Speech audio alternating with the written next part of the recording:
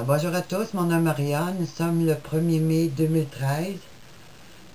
Eh bien, pour ceux qui ont encore des doutes que la persécution là arrive en Amérique, en Europe et à travers le monde, je viens de mettre un article en anglais justement sur les militaires qui n'ont plus le droit de parler de l'Évangile, n'ont plus le droit de prêcher. Et puis là, ils mettent ça bien clair. C'est la loi martiale où ils sont mis à l'extérieur de l'armée. Ils peuvent être accusés de crimes graves. Et puis, ça va beaucoup plus loin que ça parce que même les chaplains qui appellent les pasteurs là, qui s'occupent des militaires n'ont plus le droit, même en consultation pour aider les militaires là, qui ont des problèmes psychiatriques, reviennent de guerre. Alors, ils n'ont plus le droit de prêcher d'aucune manière sans être accusés d'incitation à la haine et de terrorisme. Alors, on rentre là, dans la grande persécution, on ne peut plus le nier. L'Amérique était le dernier pays où ce que c'est on voyait là, que c'était sur le bord de prendre place, mais là cette semaine, là, on rentre dedans. On ne peut plus le nier. On a vu que ça déboule depuis le mois de février. Les lois ont changé au niveau des Nations Unies.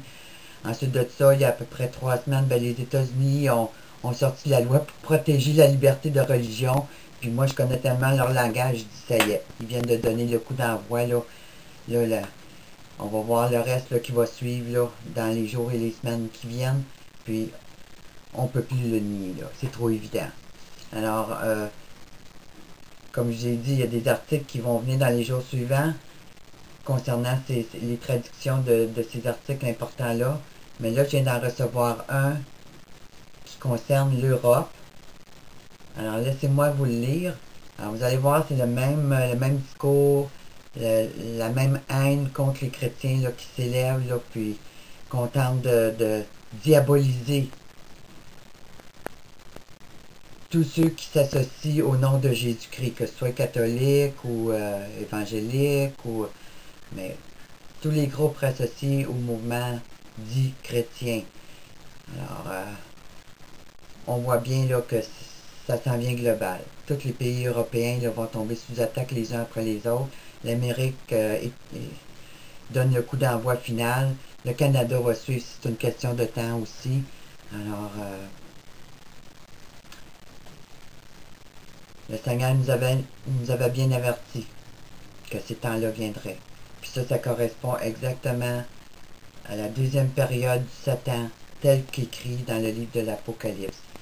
Alors, s'ils ont haï notre Messie, s'ils ont haï le Seigneur Jésus, ils vont nous haïr aussi.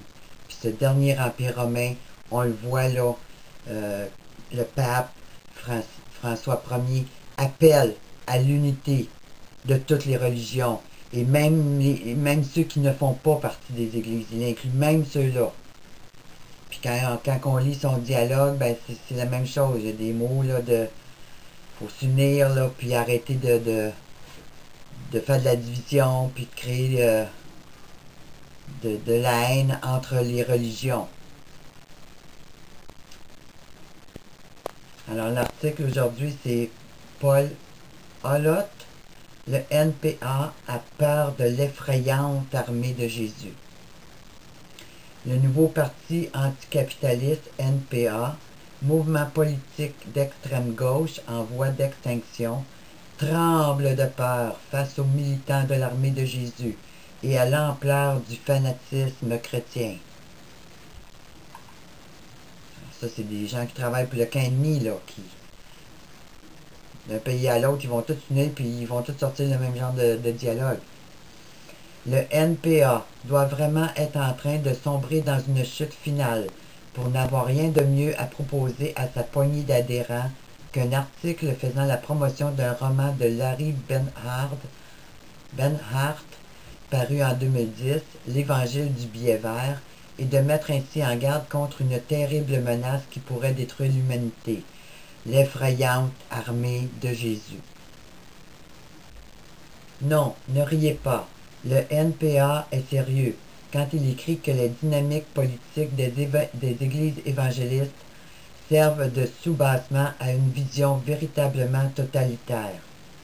Militants de l'armée de Jésus, sous des dehors souvent charmants, ces hommes et ces femmes se révèlent prêts à détruire une bonne partie de la population pour réaliser ce qu'ils considèrent être les desseins de Dieu. Mais ça, c'est exactement ce qu'on retrouve dans les mosquées islamiques. Mais là, c'est les chrétiens évangéliques là, qu'on accuse directement. Oh, ils ont de l'air bien gentils dans dehors, mais faites attention, eux autres, ils sont dangereux. Hein?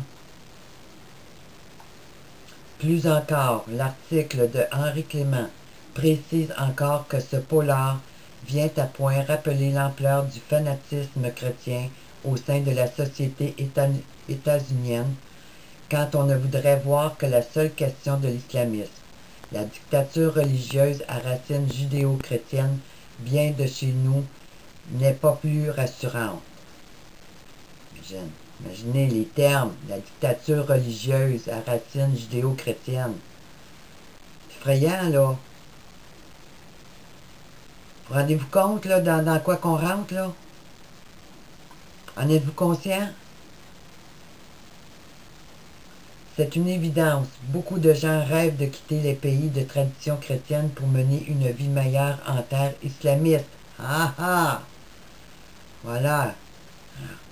Soumettez-vous à l'islam. Ils vont vous apporter la paix. Alors qu'on sait très bien que c'est l'anarchie dans l'islam. Que c'est l'esclavage total. Un musulman ne peut même pas choisir sa propre religion. S'il décide de sortir de cette religion islamique, on peut le tuer dans sa famille. Ses frères et sœurs musulmans qui fréquentent sa mosquée ont le droit de le tuer parce qu'il a renié la foi islamique. La foi islamique.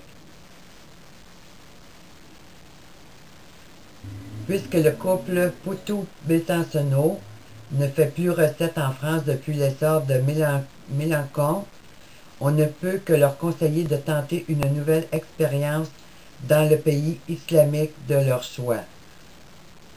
C'est signé Paul Holot. Puis je mettrai le lien, là, parce qu'il y a d'autres articles qui se rattachent à ça. Puis ça, c'est carrément de la propagande. Puis je le voyais venir, ça, parce que il y a quelques semaines, peut-être 2-3 semaines, on a vu que j'ai pu voir que là, il y avait une nouvelle offensive qui appelait les médias à s'unir avec une seule pensée, d'une seule unité, afin de promouvoir ce monde de paix. Ben, c'est le genre de discours que vous allez entendre pour amener ce monde de paix. Mais c'est une paix qui vient des ténèbres, qui vient des profondeurs de l'enfer.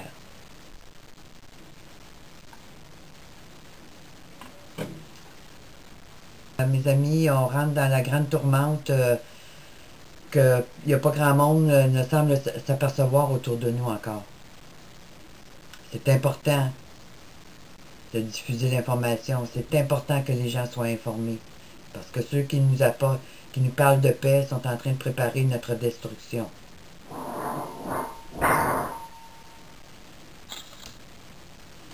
Alors, à bientôt.